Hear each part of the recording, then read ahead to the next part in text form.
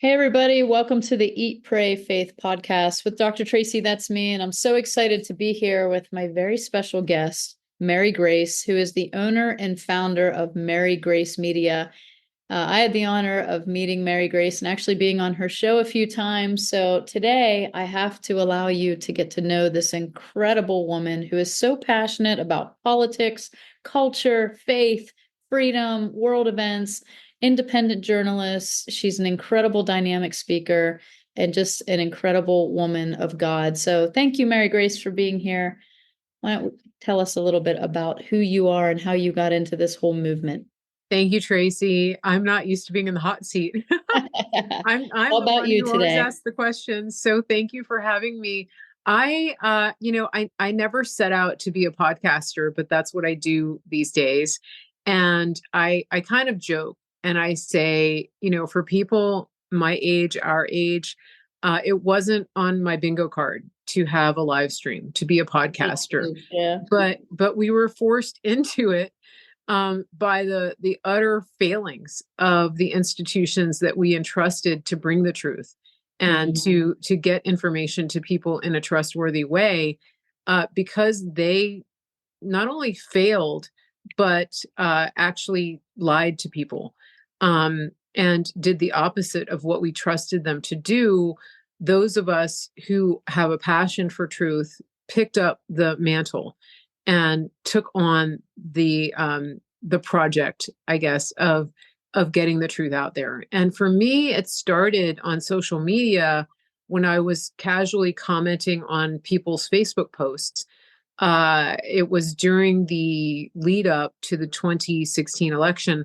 I was just trying to educate people about what was going on with the administration prior to Trump, the Obama administration, and pointing out some of the lies and some of the hypocrisy and things like that, and especially in the faith space, because I think that a lot of people were fooled by who Obama said he was, and his false stance on Christianity, Mhm. and that put me on the radar, believe it or not, of ISIS, which kind of makes sense because he created ISIS.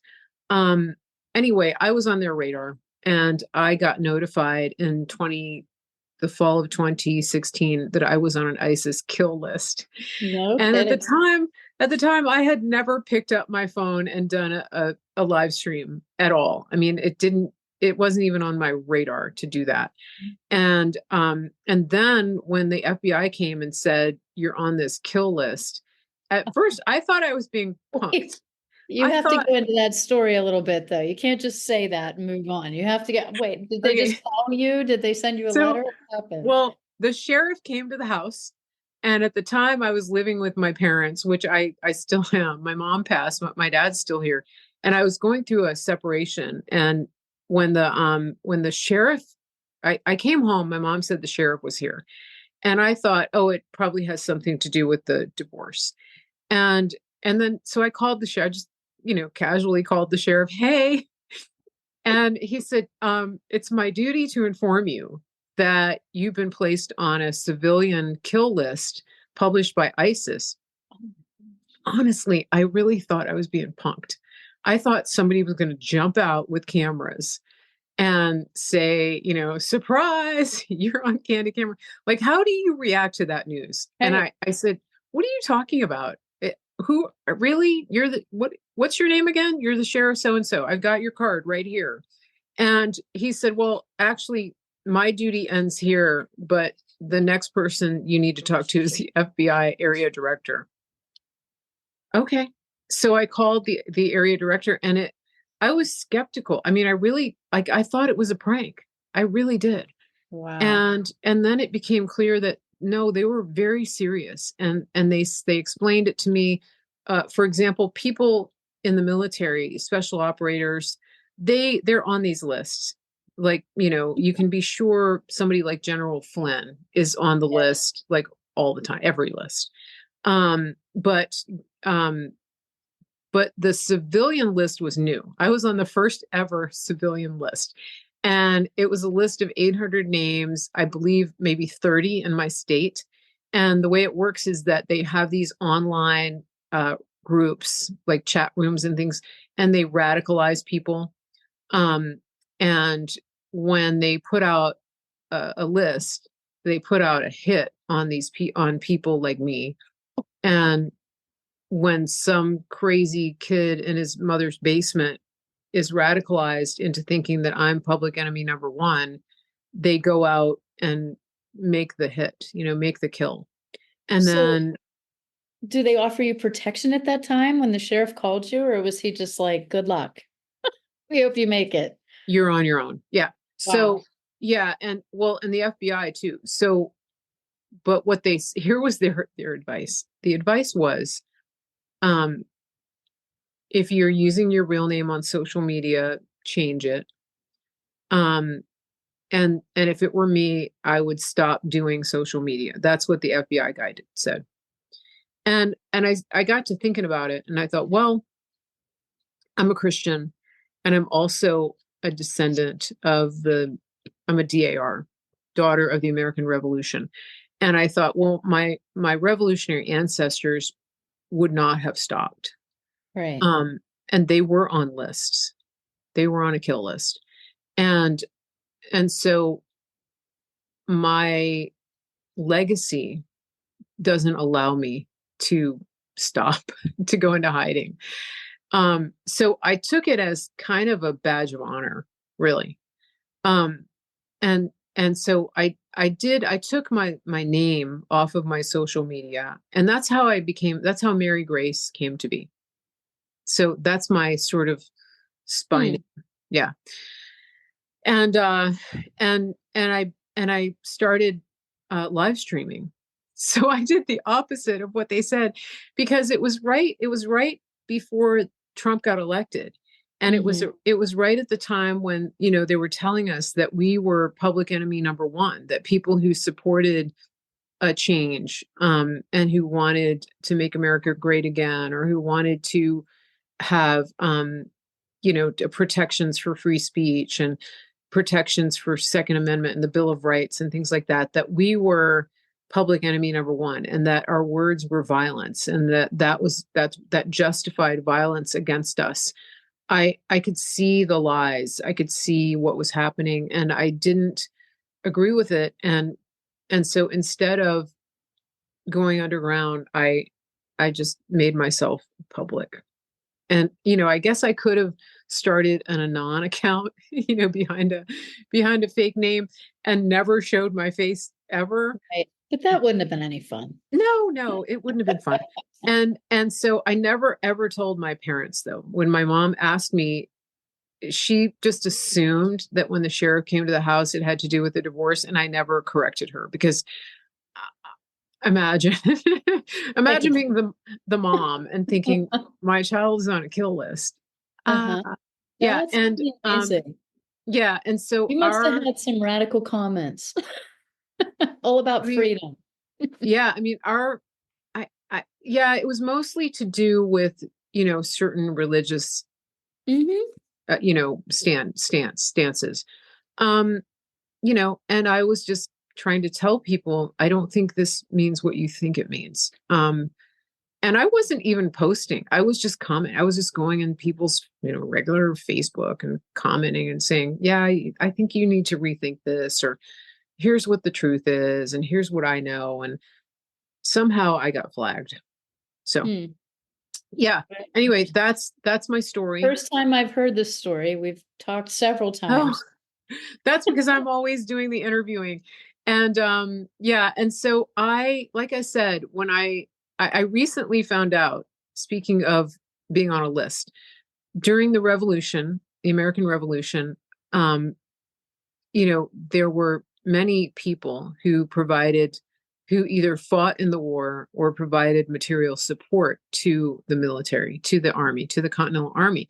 And my ancestor, Mary Teeter Henkel, was she provided material support. So there's tax records of her paying taxes for the commerce that she did with the Continental Army. And that made her, public enemy to the British. Isn't Hmm. that amazing? And In your blood. In yeah, your blood. and so I'm presuming, I think her husband was off fighting in the war. Had he been home, her activities wouldn't have counted because she would have fallen under his authority, right? But because she was running the business, running the farm herself and signing the tax receipts, she was considered an enemy combatant. Wow. I That's crazy. know. I know. Yeah. Probably selling them, provisions, food, milk, things like that. Hmm. Or there was a mill in the family, so they could have been using the mill as well. But yeah, isn't that crazy? I mean, it's super interesting though, just to know like this was in your family line. This is in Mhm. your blood per se. Like this Yes. truth seeking for, preservation of rights and Hmm. individual sovereignty and all the things that you Yeah. talk about. I mean, you talk about standing up for freedom and you Uh-huh. help people, as you said before we get on the podcast, you help them find their destiny of what they're Yeah. supposed to be walking out in. So I hope Yeah. that are listening today go and check out your channel, subscribe to it because you do Yeah. incredible interviews with people, Thank you. and not just in the health space, but in things that are real life individual rights being violated, people Hmm. that don't know how to advocate for themselves, even with your most recent situation with your own father and his health, uh, Yeah. out knowing the things that you knew, a different outcome could have happened. And that's what I always say. Like, if you don't know who to call when you're in certain situations, right? Or you don't have that support network, or you don't even know that those rights are yours, how are you supposed to advocate for Hmm. anything? And that's what happens in our system a lot. And I don't want to go down that trail. I really want to talk to you today Hmm. about the entire movement that's happening, um, because I know my position on making America healthy again. I Yeah. talked to you on your show about what do I think, right? As a Hmm. healthcare provider, watching over the last 30 some years, and being in the industry 20 some years, Yeah. what has happened to our health, our food, our Yeah. kids. I have my personal stance on vaccines. I have my personal stance on organic. And I think people that listen to me already know what that is. But Sure. as a person that has just recently come into the political side of everything, and now we're seeing this new representation coming into politics of health, Hmm. finally. I want to talk a little Yeah. bit about Make America Healthy Again Yeah. and what that really means to you. I it's exciting to me because I've been I've become more and more aware of Mhm. the industrialization on a massive scale of everything, like everything in our country, but in particular our food supply, and also the tie-in between the pharmaceutical industry and the food industry. Like Mhm. you can't really have one without the other, because the things that the pharmaceutical industry is injecting into the foods, I mean, it's the animals, the way that they grow the animals, the way that they farm the poultry, Right. everything, it's done on such a large industrial scale that I think any thinking person would look at that and understand instinctively this can't be healthy, and I don't think this is how it was done originally. When I went to grad school, I was in an area that is known for poultry growing and processing. And I'll tell you something, once you've been behind a poultry truck in the summertime that is stuffed full of Mhm. chickens, um, and there's feathers flying around, and you can see them. Have you ever seen those poultry trucks? Oh, yeah. They're Yeah, they're literally thousands of birds stuffed in a tractor trailer. And there's feathers all over the place, there's waste. I mean, it's not natural. There's nothing natural about it. And that was my aha moment of hardly ever wanting to eat chicken again. Um, right. I was like, no, thanks. No, but it was more than that because it was definitely, um, it gave me a glimpse into Mhm. that industrial scale agriculture. And, you look at a bird that's supposed to be walking around, pecking at worms and bugs, and it's crammed into like a shoebox, basically. Mhm. And it's disproportionately out of scale, the way its body is shaped. I mean, all these things, it's like this mutant chicken. Yep. And then you look at the industry and the way that these farms are doing. I think it's called monocrops, mono production. And Joel Salatin talks about this.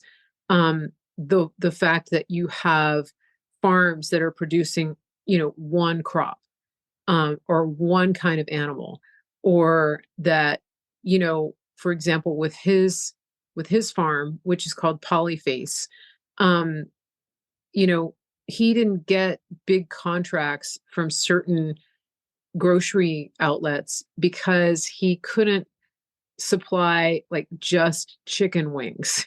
Because he's like, Right. the chicken has more than just wings. So if you're going to ask me to grow 10,000 chickens just for their wings, what are you proposing we do with the other parts of those birds? And they don't Right. have an answer for that.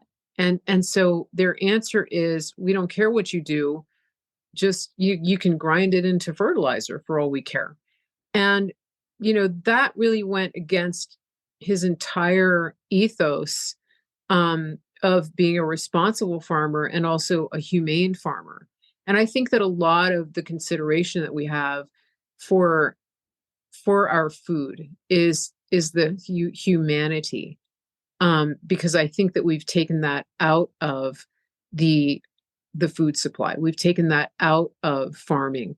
And most people who get their food from the grocery store don't even know. They don't even really know where the food comes from. They don't know that, that chicken that they're getting at the chicken shack actually was a real bird, and that Mhm. somebody slaughtered it and plucked the feathers, and that it was grown in whatever conditions they grew it in, probably walking around in its own filth, Mhm. and being injected with massive amounts of antibiotics to prevent the disease that comes from this type of monotheistic mono farming. They call it monoculture. Mhm. Like, my eyes have become opened over time to the the destructive nature of that type of production, and that approach to feeding humanity. And the other problem that I see is that you have these corporations now that have taken over the entire food supply of this nation, and they're lobbying Congress, and have been for quite some time, to do things to our food that aren't even allowed in other countries. Um, Yep. why? Well, we know why, but um, but the result is shocking and disturbing. The obesity rates in this country, I think it's like 77% of young men are not physically eligible to serve in the military Mhm. because of metabolic disease. That's crazy. Yep. Um, so I'm passionate about it, and I'm excited because I'm seeing, RFK Jr. He's coming into this as a man of faith. We found out that he's prayed every day for years to have the opportunity to bring change in this area, to bring about change that will have an impact on his grandchildren and their children and their children. So it's a legacy, passion on his behalf, which we need that. I know that President Trump thinks in terms of legacy, but to have somebody else come in and partner with him who has put in the time and the research and built up the partnerships and the connections in that space, is tremendous. And so I have hope for the first time that we really can change this. When you have people like Joel Salatin advising um, RFK and his team on how to do this, on how to return America to the small farming model. I mean, imagine if we reopen abattoirs around the country that, slaughter 100 animals a year, and that people get all of their food from like 100-mile radius. That's the way it used to be. So let me ask you this, because these are all very, and trust me, nobody wants this more than me. I've been telling people to eat real food since God was a boy. Yeah. But I look at this as a slow and steady. I think with skill sets. Now, I work with people's health every single day, where I sit and I tell them to eat right, think right, move right, poop right, pray right, all the things right. Yeah. And the inability for people to create meals from Whole Foods astounds me every day. Every day. As I'm like, well, they're like, well, if I can't eat that, what do I eat? Like, that's the question. If I can't open a box and pour some milk on it and slap it in front of my son, what do I feed him? I'm like, well, what about eggs and bacon and, organic and grass fed and free range and sourdough bread? And they're like, well, where do I get sourdough? I'm like, well, do you know how to make bread? And they're like, well, no. I'm so we have lost so much skill when it comes to actually making food. That's so for someone to go source raw ingredients, right? Second, I think there'll be a huge economic impact, because people, and I mean this, and I apologize if it offends someone, are so lazy that they don't want to do it. They don't want to do it. If it's hard, they don't want to do it. I talked to somebody today who is actually in the health field, and I said, you know that it starts at the end of your fork. You know it. And she basically came back to me. She's like, yeah, I know, but I don't want to feel deprived. I'm like, well, right now you're deprived of health. So do you want to be deprived of your soda or deprived of your life? Which one do you want? But honestly, the indoctrination over the last 150 years of symptom repression, a pill for every ill, and we'll stop the pain, doesn't mean we fixed anything. And you can shop the grocery store and get all of your food, and it magically just comes back and gets restocked every day. And you can just come in and get it anytime you want in abundance. That's going to be the hardest thing to overcome when it comes to this entire movement. I'm not trying to be negative Nelly. I'm just trying to be, is how do we start to implement this into society with all these huge ideals that are going to trickle down? Then let's not mention all the money that's in the way, that we're going to have to get around all the lobbyists, get around all the line pockets of Congress. I mean, this is a big project. I think RFK can do it in the Trump team. But it's going to be a while. It takes time. And I agree. I think that this is not an overnight thing. I mean, you have to get the ocean liner.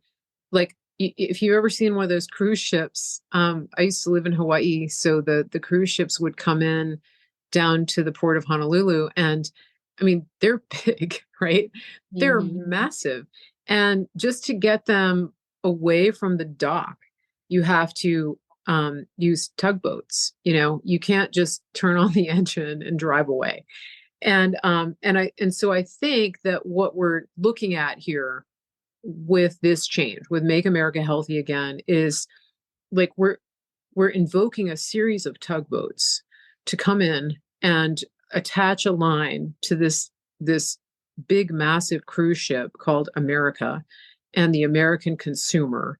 And if you will, I would say that these tugboats represent a multi-pronged approach, one of which is marketing, because you have marketing, and also you have to tackle the regulatory system, because the farmers are disincentivized uh, away from farming the way that they did 50 years ago because of the regulations. The small farmers, the big industry wants the small farmers to die. And so they'll slap regulations on them that make it impossible for them to stay in business. So that's one tugboat, as it were. And I would say that we really have to look at it as like a multi-pronged approach, because you can't just snap your finger and fix this problem, because it exists on many, many levels, not the least of which is human nature.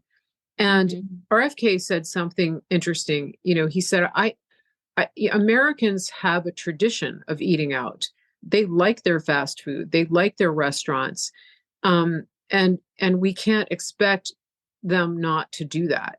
However, what we can expect is that we make a shift in the raw ingredients of what these restaurants are putting in their food. And I think that's a reasonable expectation. If you can work with the food industry, I hate to say that word industry, but we have to start with that because that's what people are tied into. You have to work with them at the level that allows them to make these changes and still maintain a profit. And a lot of that will stem on the regulatory piece. Because if you can incentivize a manufacturer, a food purveyor, to provide, let's say, French fries, to do that with organic potatoes, with low spray crops, and to use beef tallow, or even avocado oil. But I don't think that makes great French fries. Beef tallow, which is what McDonald's used to do, then you're moving in a good direction. You're moving in a direction of whole food with simple ingredients that everyone can read and pronounce. I think even that is a step in the right direction. And I was talking to a friend about this because, she remembers when, like, the great Oreo crisis of the 90s, when the manufacturers started using hydrogenated oils in the Oreos, and people revolted, and they said our Oreos aren't the same. They took all of the animal fats out and they put in hydrogenated oils. Well, they've since gone away from that because even the food manufacturers couldn't justify the harmful effects of the hydrogenated oils, but instead of returning to the animal fats, they substituted with, I think, a lot of binders and fillers to substitute for oils. And so even something as simple as an Oreo, imagine if you went back and you removed all of those binders and fillers and microplastics, and you put back real ingredients so that when somebody bites into an Oreo, they have that recollection. Like, imagine all the Gen X going, "That's my Oreo," and and having this reunion with real food. That would actually go a long way toward bringing people around to the concept that it hasn't been that long since the manufacturers took those ingredients from us. And then you have people starting to demand them back, especially if the regulatory system incentivizes the manufacturers to make these products in a way that still helps them to be profitable. And I think that's where the business acumen of a Donald Trump comes in, right? Because he's a wheeler dealer, he's a negotiator. So you've got the expertise of the RFK Jr. And Trump has said he's not going to stand in his way, because Trump likes to bring in the experts and then he just stands back and lets them do what they need to do. But he also has great relationships with business, all these billionaires who own these companies, like he has a billionaire friend who owns a bunch of McDonald's. That's how he got to work at McDonald's. He called up his friend and said, I want to go to work I want to work the fries. I want to work the fry basket one day. And he did. So he's a negotiator. And I think that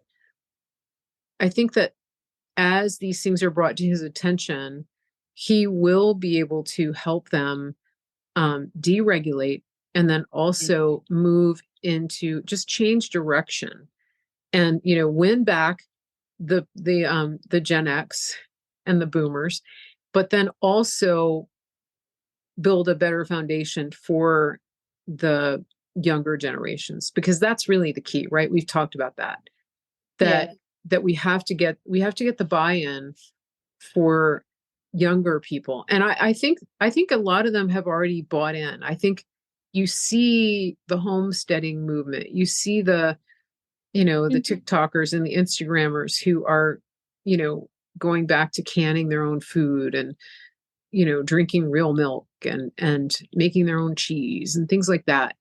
So they're kind of picking up where our grandparents left off, I think. I don't know. No, I think it's great. I mean, one of the things that you talked about was, the baby boomers and Gen X. You don't see a lot of Gen Xers in politics, and it's probably because we're like, meh, you guys have messed it up so much so far. We don't care. But I do agree. Yeah. They took those things out because there was a society value associated with using real food and real fats when it came to products. And what they Yeah. discovered was, if we take those out and we put synthetics in, then people crave and want more. There's no society value to it. Yeah. So there was a strategy behind it. You know what I mean? And now Oh, yeah. we are. And talking about this next generation coming up, the ones that are going back to what grandma used to do and canning and, fermenting. And I love it. Yeah. I love seeing it. I'm so glad it's Mhm. happening, Yeah. and this whole administration, I think, is going to move us in a different direction. So I'm really excited, and I'm glad to hear. I mean, you're super educated on the underlying politics of it all.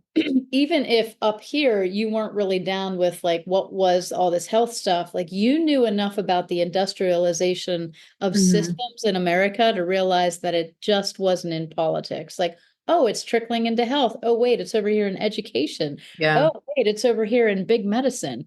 I mean, that industrialization has a lot of sticky fingers.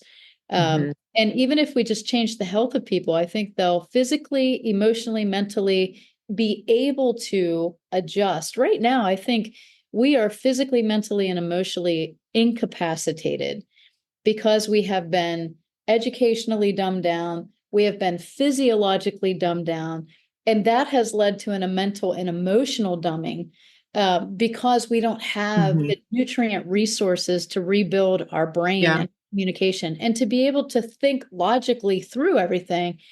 It's like everything is emotionally based. You can see Mhm. it. I mean, you can see it everywhere. Post something on social media that somebody disagrees with, and it is not logic that comes Yeah. out. It's emotion because we are so heightened because we're so Mhm. nutrient deficient and Yeah. toxic. So I'm looking at, hopefully, this administration being able to have a plan. This is my hope. It's Mhm. more than just make America healthy again. It's what is your 10, 20-year plan of keeping people of similar mind and similar ethics in that administration? What's the next Right. team in the next 4 years, 8 years, Mhm. 12 Mhm. years, 16 years? Like, that's Yeah. what I want to know, because it only took 150 years to get us here, but it's probably going to take us a good 10 years to dig us out and a good 20 years to see the real effective change in our children. To see Mhm. obesity levels start to dwindle down, I think will take a decade, because we are so metabolically, and I'm speaking as a practitioner, we are so metabolically broken at this point. We're Mhm. broken. Yeah. And now we're seeing in preconception and conception for women, infertility is on the rise. Yeah. Children are being born, even children unvaccinated, They are now being diagnosed with autism because of the metabolic dysfunction of the mother and father, without any additional toxicity on top of it. Children are born with over 300 toxins in the umbilical cord alone. I mean, it's unbelievable what we have done in 150 years. So I'm super hopeful. We Yeah. have about 15 minutes left. I'll let you comment on that. Then I want to ask you a little bit about what do you think about education? Well, I think in terms of, making the changes that we're talking about, um, I think that it may happen faster if the communication Mm, and I think a lot of it hinges on communication, marketing. Um, if this administration is smart, they are going to leverage the influencers of of their generations to get these messages across. So, for example, Bo we Loudon, I don't already have them, right? They just have to allow them they to speak now. oh they do like so Bo Loudon. Okay, he's a Gen Z influencer. His mom Gina is on Real America's Voice, so she's our age. But Bo is he's Barron Trump's best friend. And so it was those two who got Trump on all of these podcasts, right? It was their idea. It was Barron and Bo. Well, Bo has a huge platform. And so why wouldn't you leverage his influence to push out these messages of longevity and health Right. making better choices and understanding what's happening with our food supply and with the metabolic health of Americans his age and younger. That to me would be a really good strategy. It's something that the Democrats have tapped into. They did a lot with the election. And I think the Republicans are getting smarter at it. But the important thing to understand about this health initiative is that it's nonpartisan. Hmm. And of course, that's one of the reasons that Trump brought Kennedy and Nicole Shanahan into this, is because he really wants to build a coalition of people, not politicians, who are passionate about bringing health back to our nation. And I think it's going to happen.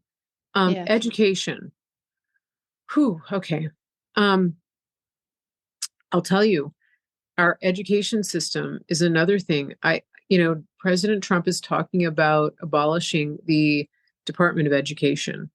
And I don't think that's a bad idea. I think the unions, I think the system itself is so controlled and so contrived and so compromised that it's one of those institutions that I think has to be torn down and built back up.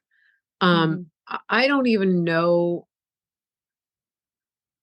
There's so many pieces to education because as an educator, I have a master's in education. I taught school, and it became clear to me, very clear, that especially at the younger ages, you don't need 6 or 7 hours a day to teach a child how to read and write.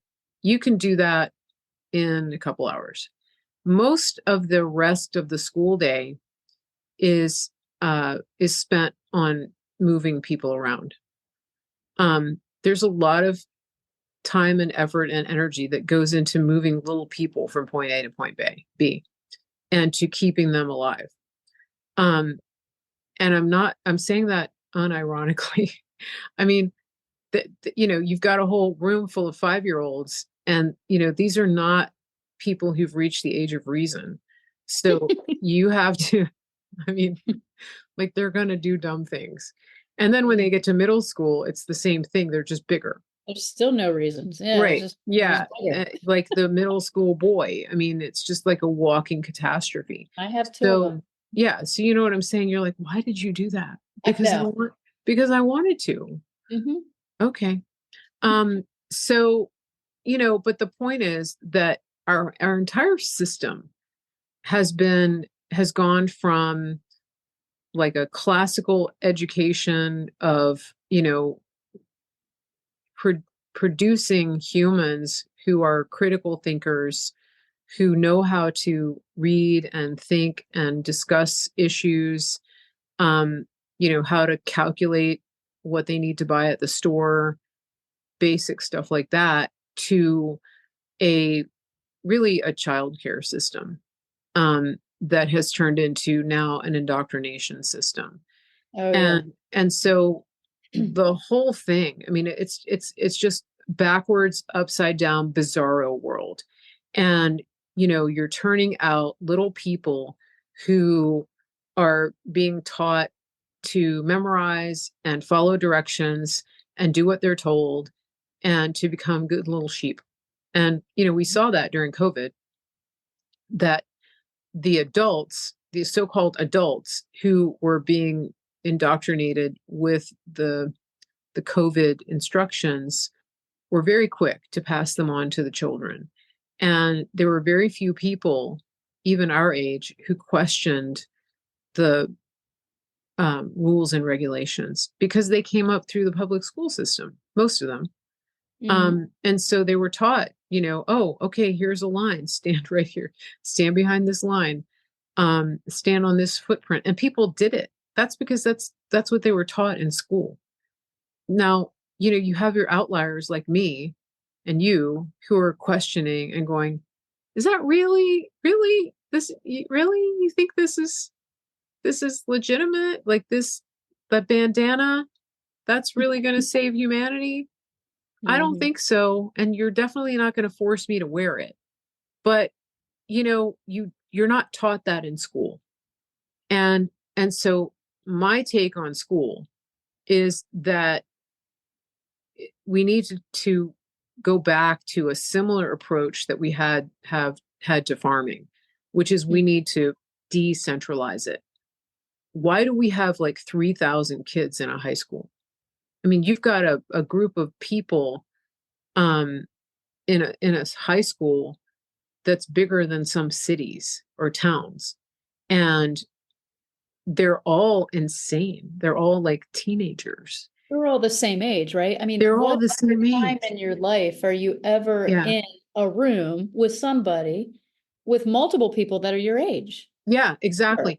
Not And unless so it's like, like girls' night out and we're going out, and there might be five yeah, of us, not yeah, 50, yeah, yeah, right? exactly. And so you think about the one room schoolhouse, and you start to Mhm. revisit the value of the one room schoolhouse, which nowadays is homeschooling or a local co-op, Or work. um, or work. Yeah, where Work, you you have have, multiple ages, multiple generations. You have to yeah, learn to adapt. I totally see yeah, it.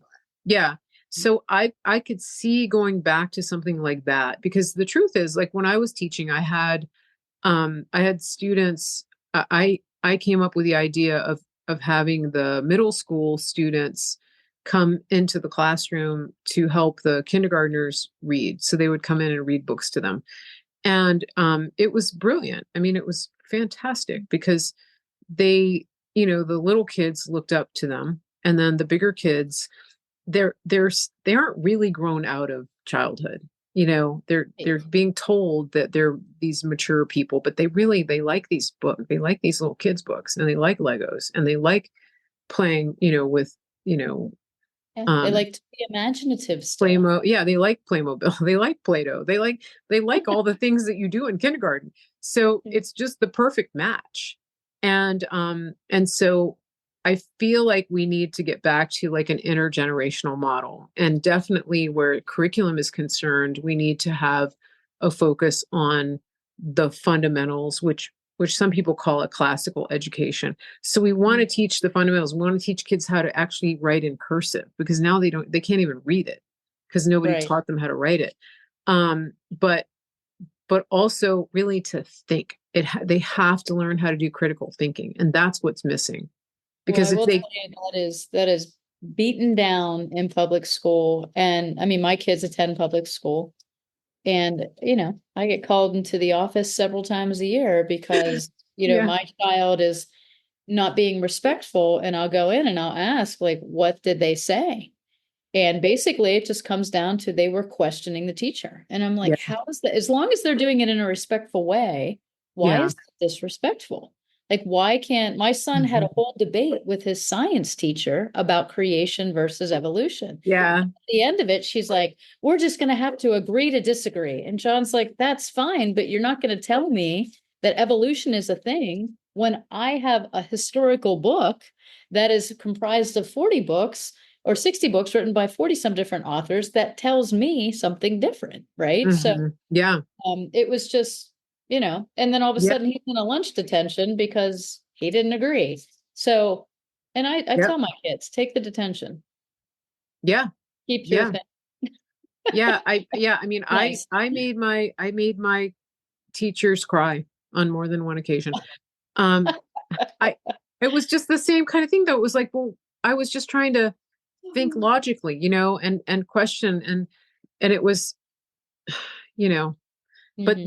but they're not set up. The system is not set up for that, right? It's not Right. set up for the kids that kind of go off the reservation. Yeah.